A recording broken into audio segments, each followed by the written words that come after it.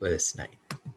So it reads, out of the ground, Adonai Elohim caused to grow every tree that is pleasing to the sight and good for food, the tree of life also in the midst of the garden, and the tree of the knowledge of good and evil. So two trees were named, and they were in the midst of the garden.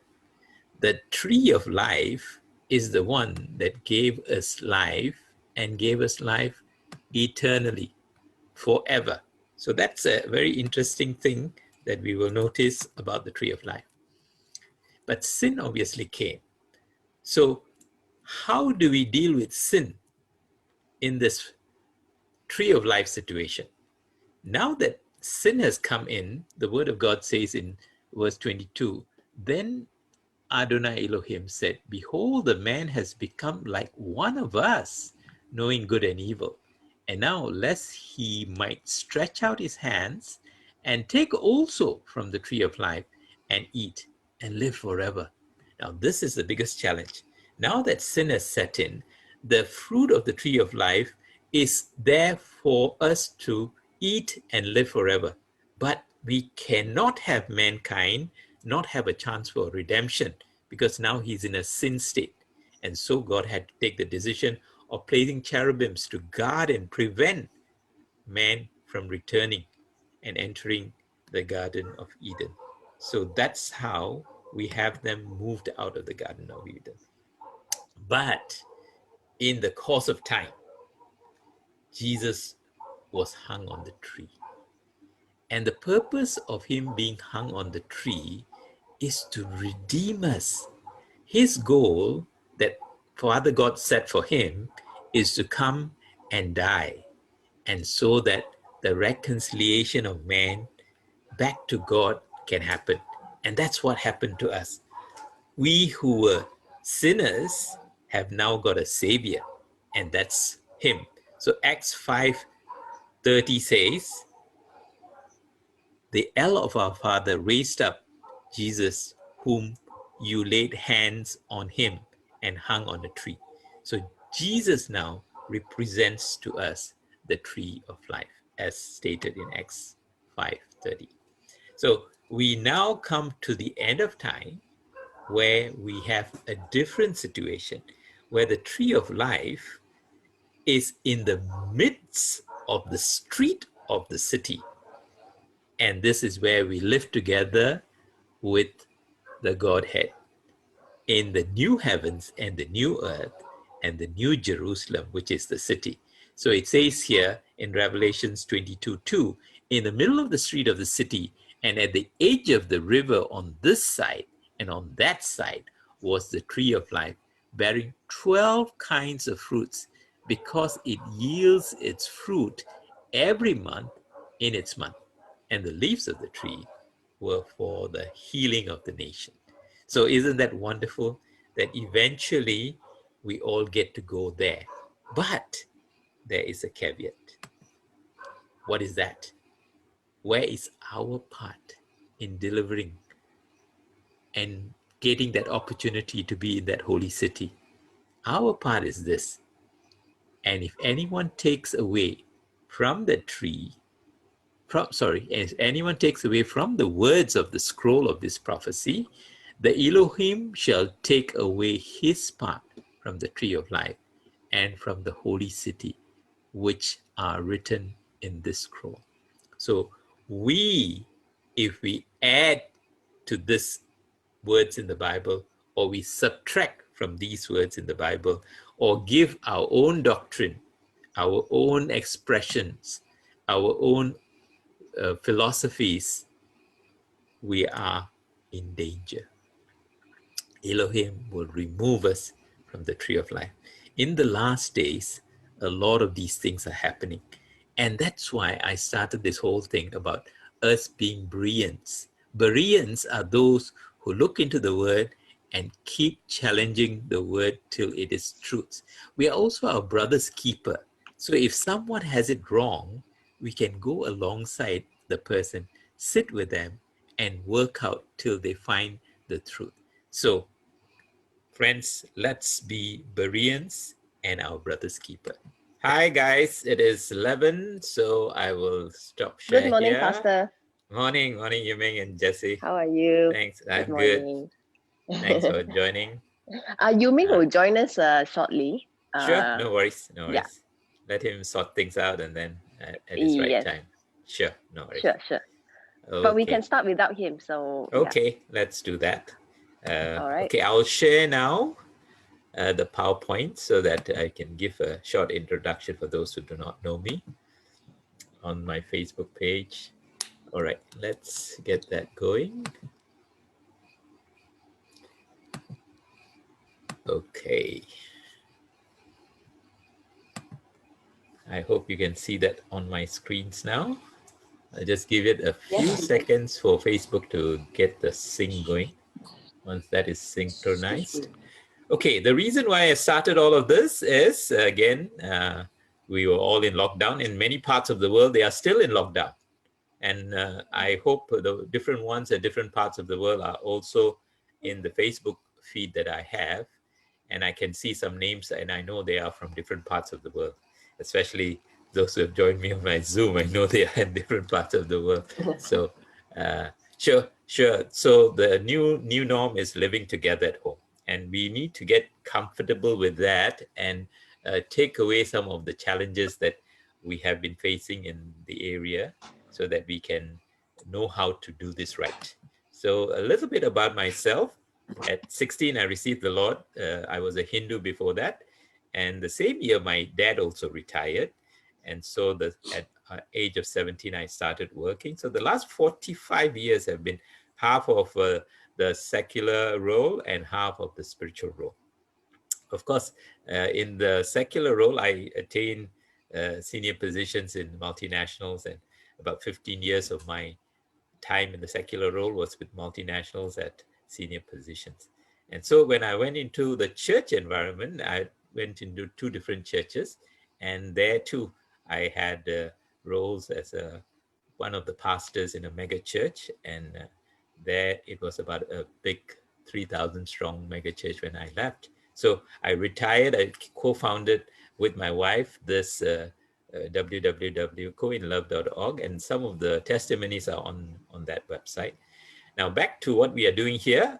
We are on our 16th session. 4 more left to go. I'm feeling quite excited to finish one season of this. So in this 20 sessions that I'm looking at, we are looking at building right relationships during the COVID lockdown. Some of you are on my Facebook Live, some of you are on my Zoom. More and more I see are going on to Facebook Live. I think they seem to like it there. So 5 lessons into this, I decided to focus on helping on the very basic Hebrew, because Hebrew is one of the areas that I go back to the original language to try to get some amount of clarity. And so that's what I've been doing.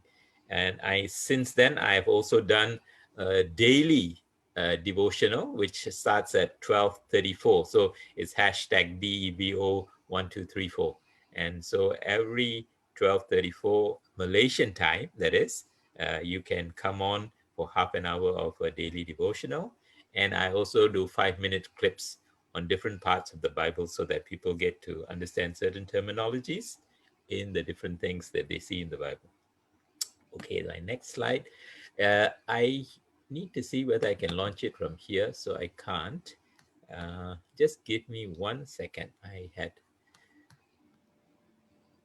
a challenge there. All right. Let me see what I can. Morning, Yumi.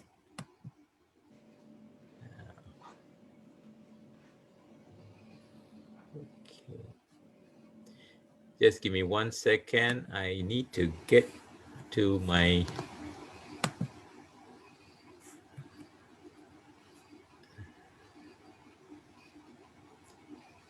It's an important clip that I wanted to show.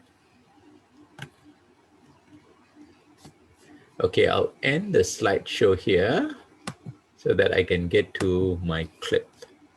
I have left the clip on my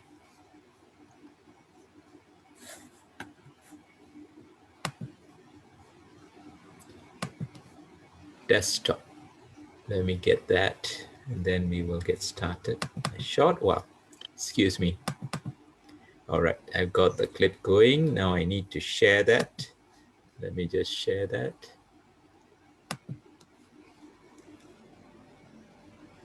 Share screen. There we go.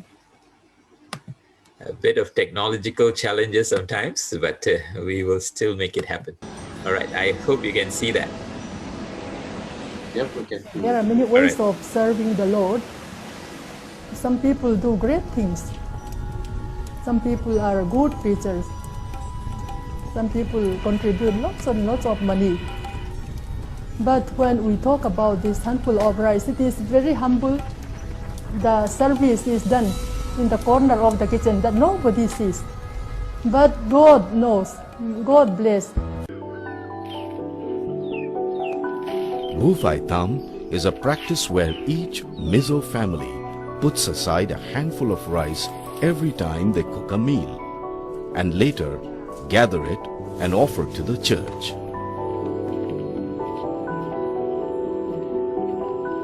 The church in turn sells the rice and generates income to support its work. The handful of rice ministry started in Mizoram in 1910. This concept of Bufai Tham became so popular throughout Mizoram over the years that giving was not limited to some individuals.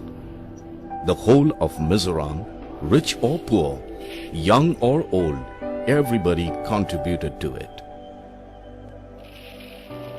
It is something which my mother has taught all of us right from when we were very young. And I feel like Bufai Tham is a piece of Christian service that anyone can do it. People started to give more and in creative ways. Rice, vegetables, firewood and other produce, and also cash besides their regular tithes to the church. The churches in Mizoram are now self-sufficient. In 1914, the money received from the sale of handful of rice was rupees 80. That is $1.5 US.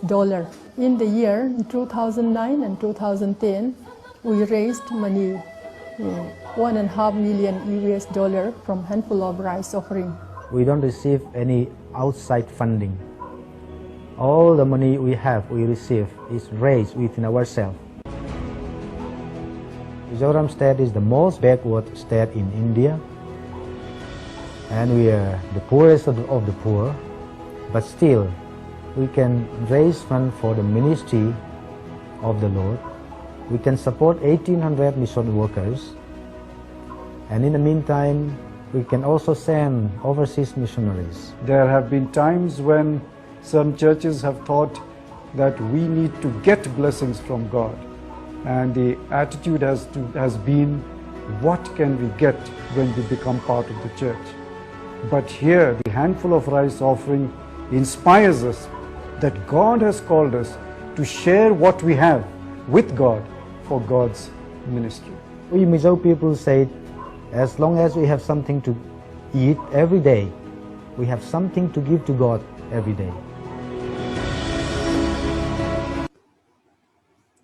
All right, that was a good one. So let's chat a little bit about that. Okay, let me just stop that. Okay. So this is what we can glean from this. We will get the notes up. Oh no, my PowerPoint back again.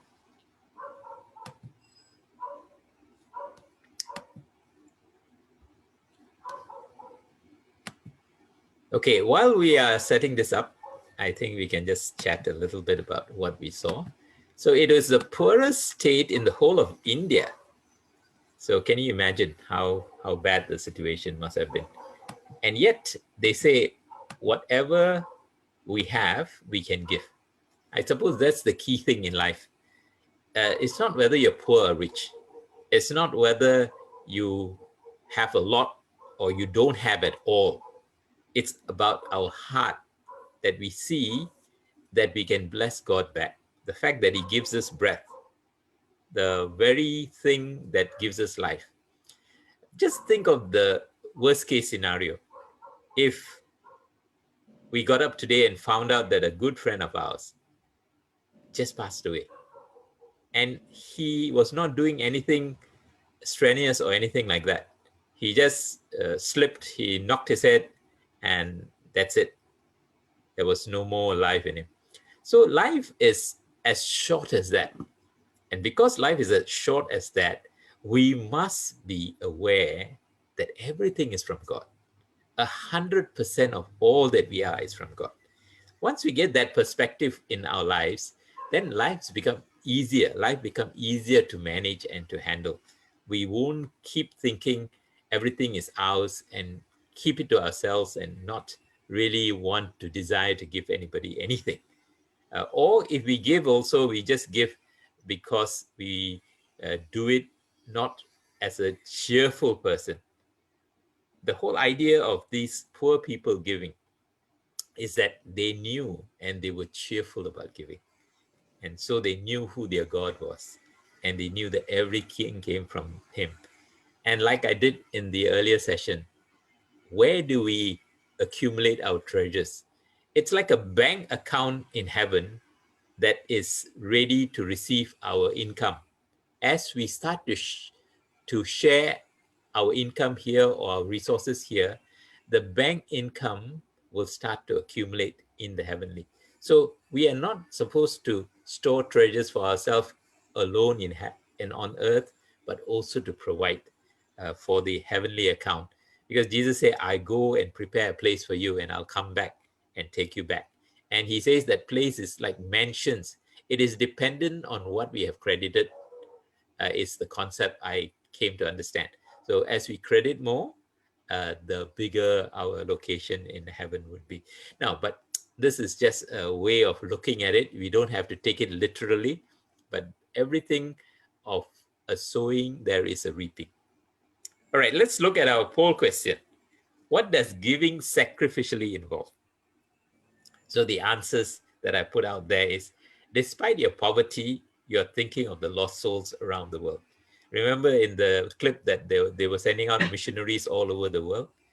That A, and then B, despite knowing your lack, you know the big God you serve will provide. C, exercising faith, which can move mountains because it's a miracle when you do give. Knowing that it is better to accumulate treasures in heaven by not hoarding on earth is the D. And of course, E is all the above. So go ahead and take your pick. Let me launch it on Facebook, on Zoom. There we go. All right. Go ahead and I'll take a couple of seconds and we will do that. Okay. Looks like we got some responses. Okay. Okay. So the next thing we normally do here is just reflect on a worship song. Okay, the provider is our God. When I did the count of Isaac was born after Ishmael was sent off. Once Isaac was born, and after maybe a good 10 to 15 years of Isaac's life, it was said that Abraham had to offer him on the altar as a burnt offering. And can you imagine, as he went, he always felt that God was his provider, because even as he had to sacrifice Isaac, he believed God will raise him up from the dead. As we know, that is what happened to Jesus as he was sacrificed on the cross.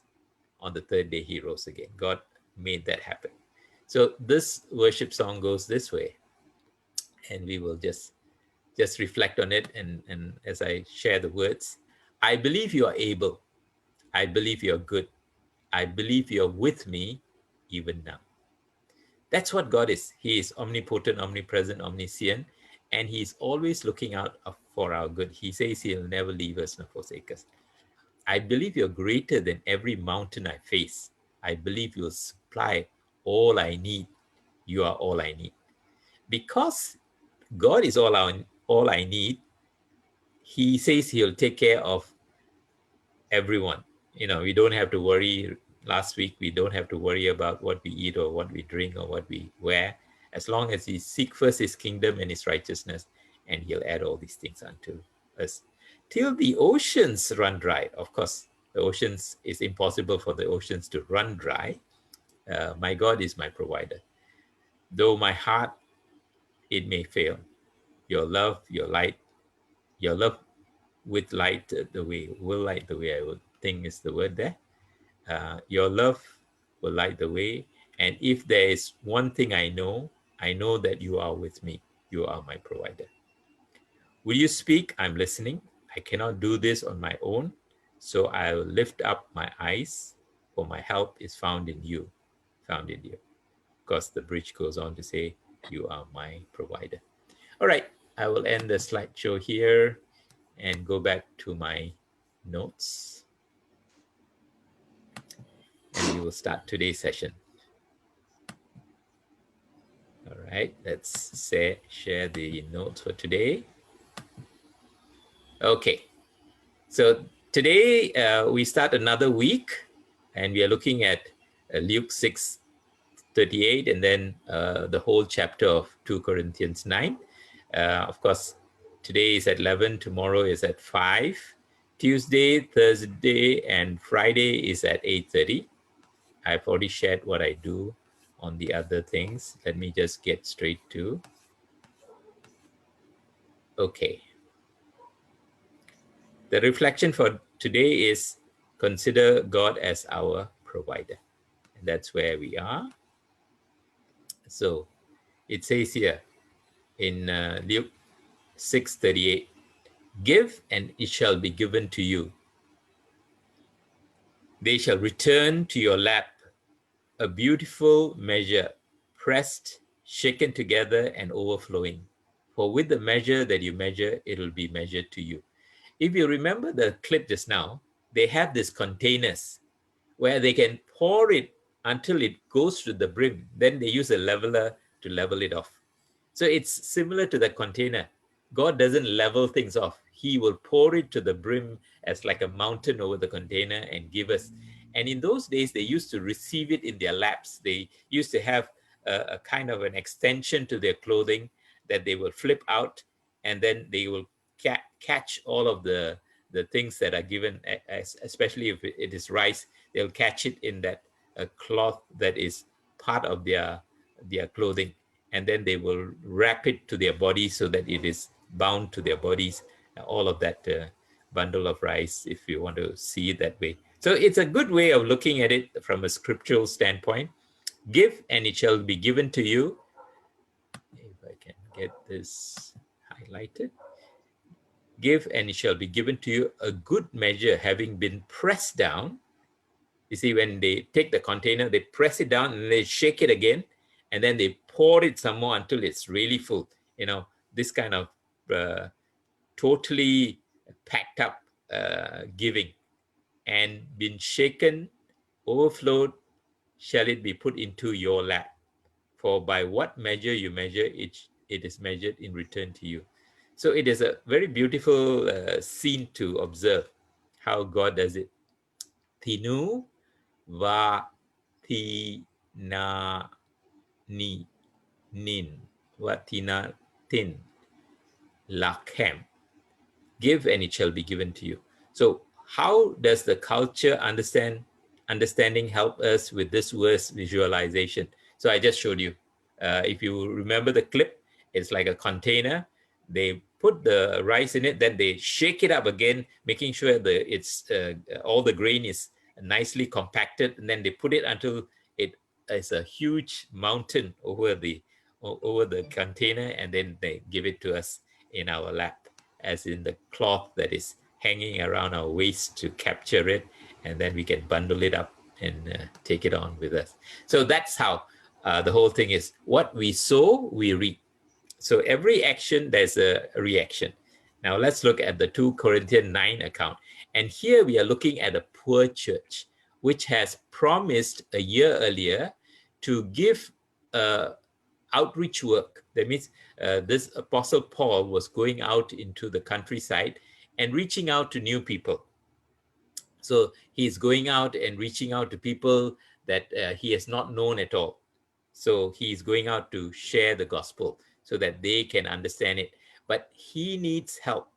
In one place of the Bible, we saw in the giving part, Paul said, I don't need help. But in the later times of his life, when he was busy just focusing on sharing the Bible, he didn't have much time to work. He was just preparing all the time. The whole day long, he was preparing. So then there were people who were in the churches that offered to help. And then from that help that he got, he would go about his travels, because those travels will be by ship, by land, and by camels, or different transport means. And the food that he needs, they were all provided by people who funded his whole campaign as he went out to evangelize the whole world of that place during his time. So this is the account that we are talking about. That's the backdrop. Indeed, it is not necessary for me that I write to you concerning the service to assist the holy ones. So it says there, concerning for the service for the saints, superfluous for me it is to write to you. So he is telling them, yeah, I don't need to remind you, but I just, we'll see how he concludes that letter. Is Hasharut La Iza Ra Rat Hak Doshim Hakdoshim. In the service to assist the Holy One. Hakdoshim are the saints, those people who are out there, who are poor. What was stated in the earlier chapter in verse 3 and 4 about how this in verse 3 and 4, which is further down, about how this poor church is. So we see that they were eager to give. So in verse 2, and I know your eagerness for which I boast of you to them. So a year earlier, this poor church, like the clip that we saw, decided to pledge to help anything that was happening out there. And so they are in a church which is slightly better doing church than this poor church. So this is what Paul was saying, I boast of you to them, the new church that they are in the presence of the men of Macedonia is Macedonia. We will see it in that. Macedonia is this word here, saying that Achaia, and that Achaia is Achaia here, has been prepared since last year, and your zeal have stirred up the spirit of the many. So because they were so zealous in giving, this church here in Macedonia is also getting very excited. For I know your eagerness, which on behalf of you boast of Macedonians, that Achaia has been prepared since last year, and your zeal stirred up the many. So that's one of the things that we see here, that it's contagious. Somebody wanting to give has an effect on other people.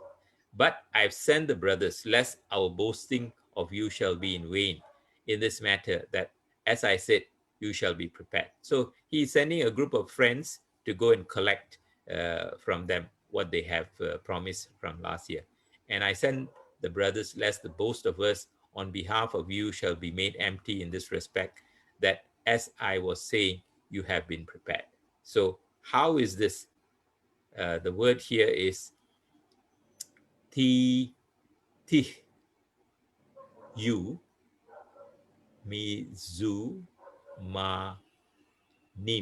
mizumanim ka ase hamarti. And I said, you shall be prepared. What kind of faith did they have to say that they will be prepared for a future day? They had to trust God, like what we saw in the clip. These poor people are very contented, and they know God always comes through in the provision. So how does God really work? Remember when you saw last week, the devourer will come and protect things from getting damaged? But the first part was he will bless. So he could have blessed them with a harvest that is more than they expected. Because in harvest, always the different kinds of animals will come and destroy certain parts of the field, maybe rodents, maybe it's birds. That's why they put scarecrows up so that they don't disturb the harvest. So when they take the harvest when it's very young, the shoots are very young, then they lose the harvest, especially if the rodents come and eat the shoots when it's very young, then there's no harvest in it. So that's how this whole thing is seen. So what kind of faith did they have to say that they have prepared for the future? That they trust God. And if God had placed it in their heart to give, and God normally tells us ahead of time who we should give. Some of us say, I don't hear God at all. It's normally an impression. Sometimes we get it in a dream that, help this person. Or sometimes we are sitting in a restaurant and we see a beggar somewhere, and then we can invite the beggar to come and sit at the table and order food for him. Or something like that. Something in a way of helping an orphan or a widow of some nature, so that people will get the benefit from it. Lest if you come with me to Macedonia and shall not find you prepared, and we shall be defeated, we shall not say to you, in this confidence which we rejoice. Although they are confident, they will still have to go about doing what is needed to go collect the funds that is promised and give it to these Macedonian people. Lest perhaps it should come with me, Macedonians, and they find you unprepared. We should be ashamed that you should not say you in this confidence. So the word here is valo oma aten mi ha ba bi mi ha bi ta hon tahon mi ha bi tahon haze e eser he hit halal nu vo. Well, that's a long one, but we shall not say to you in this confidence which we rejoice. Why were they boasting about this poor church which was willing to support the work of God? Of course, they have to boast because they are showing how mighty God is. That even those who don't have are more than willing to give because they trust God. And that's the whole confidence that they have, that people who have become to know that God is their provider will not be inconfident to give and pledge a future pledge, even though they don't know where it's going to come from. And that's what God is instilling in all of us. If I've given you an instruction and you feel in your heart that you need to do this, don't worry where it'll come from. I will make sure that during that time you will get it. In many seasons of my own life, when things were not going well, we had friends come and give us meals or take us out for a meal or something of some nature that it'll continue to show that God is faithful. As long as we are faithful, he will continue to be faithful to us. So God is that way. Therefore, I say to you, ask the brothers that they go forward to come to you and arrange your promised blessing in the front of you to be prepared as of a blessing and not of a gift of covetousness. This is very interesting because it has two dimensions in it. Necessary, therefore, I consider it to encourage the brothers that they should go before to you and have arranged beforehand and have been previously promised blessing gifts by you. This gift is to be ready so as to be a blessing and not an exaction. Now, this is interesting because when we give, we don't give with an ulterior motive. We give because we love God. There's no, I give, then I will get. Even though I gave you the credit situation in heaven, we are not doing it just as if we want to accumulate credit there. We are doing it out of love, but automatically that happens. So we don't really need to consider that, but I gave it to you as an example to show that how God sees us. But our heart has to be pure in giving so that we have not even that motive that you'll go into a credit situation, but we must give out of our the love to give, not out of covetousness. So it is ki en baracha, that is blessing, va lo ki en mat na ki le, as of a blessing and not as of a giver of covenant. So there are two forms of requests from a giver: to give as a blessing and not to give as a gift of covetousness, that we want something back.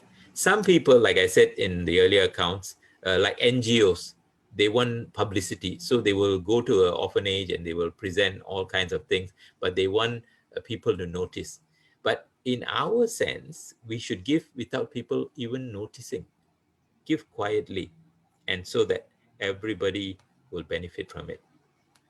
But behold, the one who sows sparingly shall also reap sparingly, and he who sows for the blessing shall also reap on the blessing. And he goes to say in the Greek, and this, the one sowing sparingly, sparingly also shall reap, and the one sowing for a blessing also shall reap. So the container, remember, pressed down, shaken together, run it over. It's how we give. Some of us will flatten it out and take. Some of us will just give it right to the brim, overflowing and give. So the measure we give, the measure we get back. But we must always sow with a blessing. Of course, those who are poorer, look at the clip that we saw. Even the poor ones, when they go to eat, they remember that they can afford to give God as well. So they will give what they can. So God looks at our heart and our ability.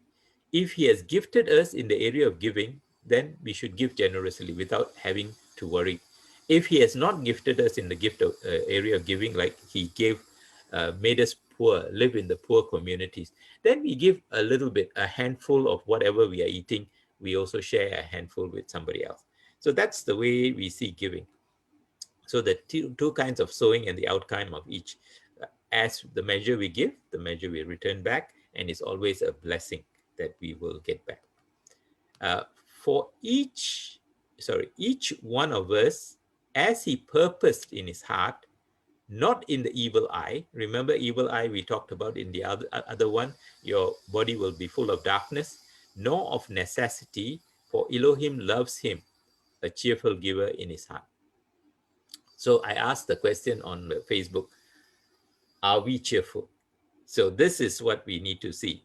Each one as he has decided previously in his heart.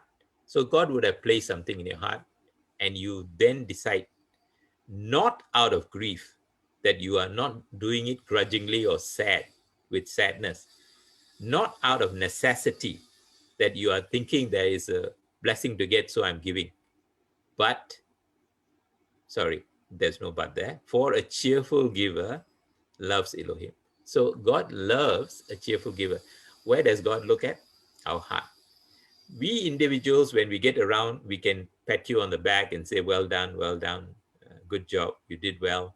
But God sees, and when we do it quietly, God is the one watching us. He always sees, and he always loves a cheerful giver, because he knows your heart loves him so much that you are wanting to give despite your lack. Ki ha no ten le balef is the heart loves. Sha me shame yi e laf oto Elohim. For Elohim loves him, a cheerful giver in his heart. Who is the only one who can see our heart and intent? It's Elohim. So Elohim loves us who have a cheerful heart to give. And Elohim is able to make all grace abound to you, so that you at any time, having your sufficiency, satisfaction that is sufficient in everything, may abound to every good deed. In the Greek, is able, and Elohim, all grace, to cause to abound to you, that in everything always, all sufficiency having, you may abound to every good work. So this is the whole understanding of him giving us a grace that abounds in everything and every situation, that he is going to protect us. And even if there's going to be something challenging, his grace is sufficient. And it is because of the good things that we do. So, Va Elohim Yakol La Hash P A Al El Kim Elikim Hesed.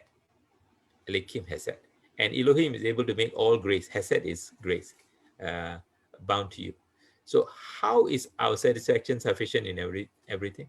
So no matter what we go through in life, because of our cheerfulness in the giving, we are given abounding grace.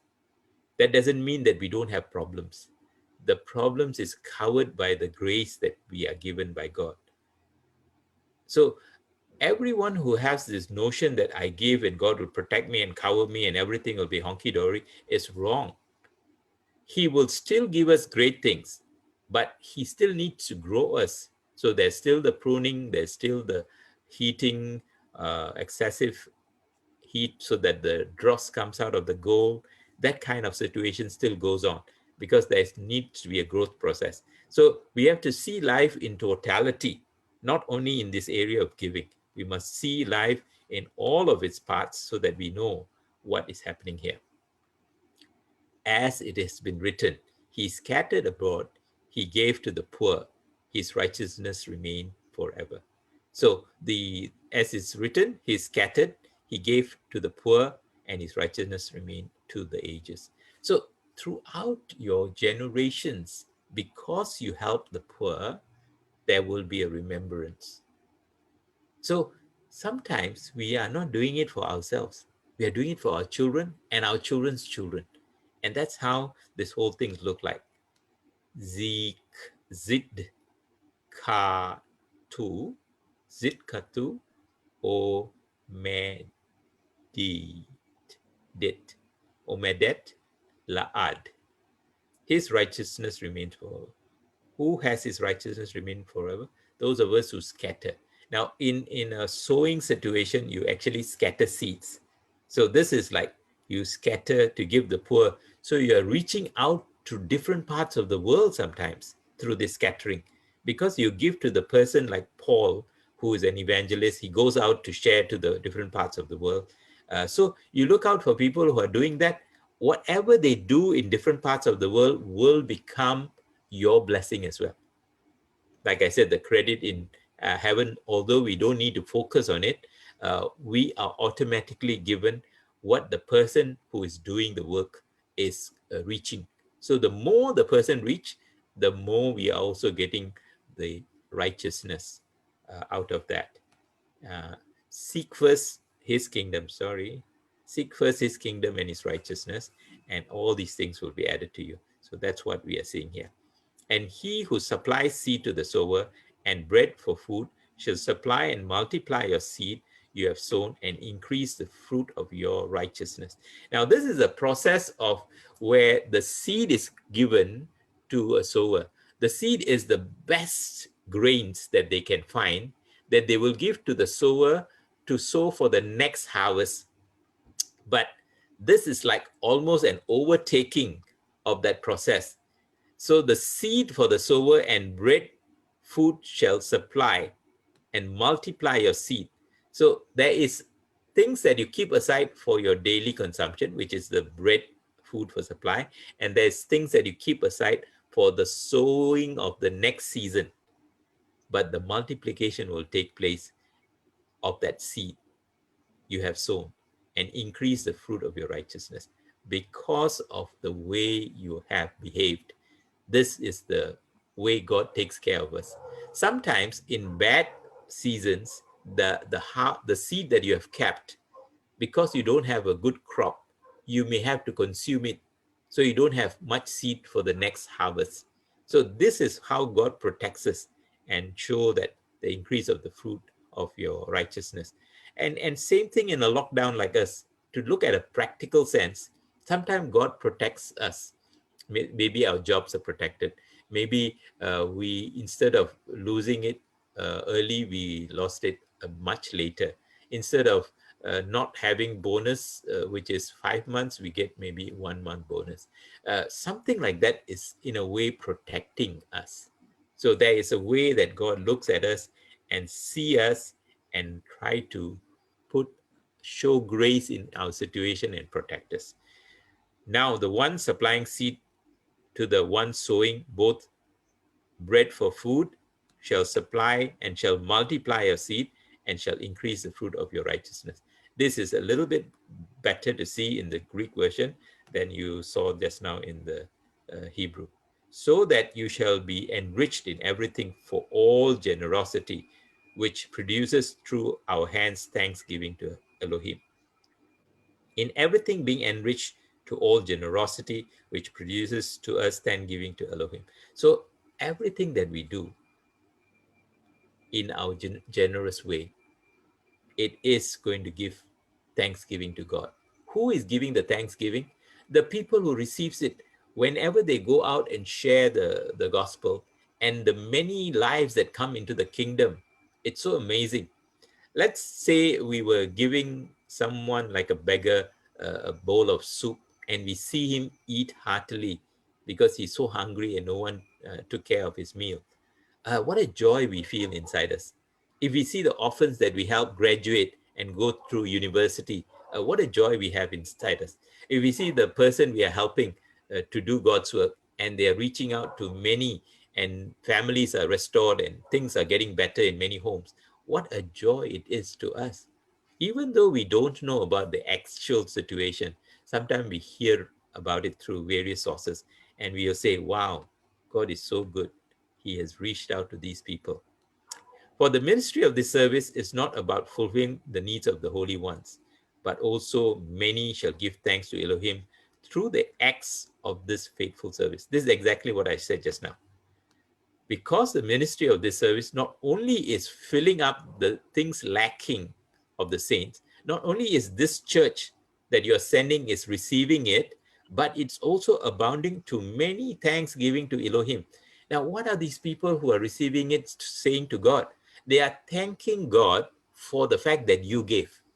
They are thanking God for that soul that so generously gave. Even it was so little. See, remember they were thanking the poor church where they were giving less, just a handful of rice from the meals that they were going to eat. Even for the poor people, they're getting thanks.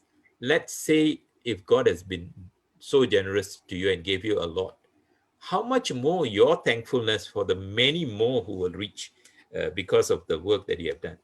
Who else is benefiting from all this giving, from this ministry of service?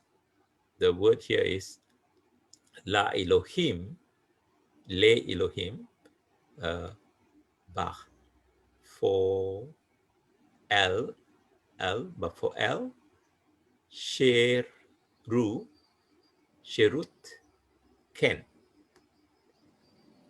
Ha, Ni, A, Men, Hani, Amen, Hazeh. Hazeh is this faithful service. Who else is benefiting from this giving? The many giving thanksgiving to Elohim. So there are many people because of your not only helping the people who are in the church, the saints, but you're also helping the many. Saints are referred to those who are in the church. These are referred to the people outside who are also getting the benefit, and they are thanking God for you. And so this is how we see life as we go about doing what needs to be done for God. And they shall glorify the Elohim on the submission of your confession of the good news of Mashiach and on the generosity of a contribution to them and to all. So why are they glorifying God? Through the proof of this ministry, glorifying Elohim because of what you have done. They are the proof of your ministry is the fact that you send. They are glorifying Elohim on the basis of your submission, of your confession. Why do you do it? Because you believe in your God. You confess the gospel of the Messiah. In your own heart, you have believed that God is a good God. He's a generous God. And so, on the basis of your submission, of your confession to the gospel of the Messiah, and on the generosity of the contribution of them and to all men. Now, listen for a way that we operate. Sometimes we operate in the fact that we want to take care of those who already have, because we want to show them favor. We think, okay, lah, I will give him a gift or give her a gift. But really, they don't need our gift. The people who need our gift are the poor. So when you are thinking of giving a gift to a rich person, think again. Do they need it? If they are looking for a generosity, then don't go visit them. Don't go and ask anything out of them, because they are well able to afford it. The ones who can't afford it are the poor. You should be taking care of them, not for tit for tat. Oh, they gave me a gift, I have to give them a gift. And that's what most weddings are about. Oh, I have to go to him and give because they came to my daughter's wedding. I have to go and return to them. And that's what all old people think like. But that's not the case. If they can afford it, you don't even have to go to their wedding. You can just send a greeting, but you can give the thing to the poor. Some couples do this. They have their wedding and invite the orphans to their wedding. There was one couple that I was helping with premarital couple coaching, and they did that. They went to their orphanage and they had their wedding there, their wedding dinner. How amazing it is. They got it right. The rich don't need our money. They have plenty. The poor need our money. We need to go to the poor and give it to them. And so this is what he said: on the basis of a submission of confession of the gospel of the Messiah, on the generosity of the contribution to them and to all men. So let's look for those kind of opportunities. Vika ba du et ha Elohim, and they shall glorify the Elohim. How do these unbelievers come to glorify? Because they start receiving from this poor church that gave to Paul to come and distribute to a much better church. And because of the work they are doing, they are also reaching out to the world.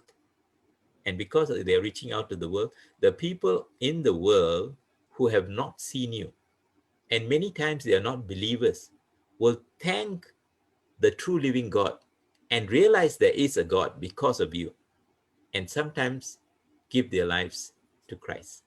And that's how this whole multiplication process takes place.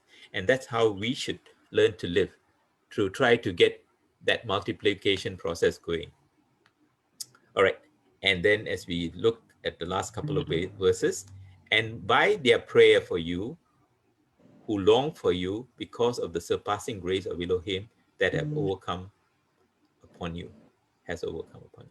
So they continue to pray now for all of us who are giving, all of the persons who are giving from this poor church. So, and also their supplication for you, having great affection for you because of the surpassing grace of Elohim upon you. So they will start to pray that God bless you and show his grace upon you, especially when we are going through some challenging times and we put a prayer word out. All of these people will pray round the clock for you. These are the people who are showing the greatest gratitude and love towards those who have helped them in their time of uncertainty, not knowing who the true living God is. And then they have come to know the true living God, and they will continue to have a prayer chain that will go on for you when you go through your times of challenges. Thanks be to Elohim for his gift, which is unspeakable himself. Thanks be to Elohim for his indescribable gift. Now, his indescribable gift is, of course, Jesus Christ. And it is because of that we are all thankful and we are all believers. So the word here is Behem, E, It, Hananu,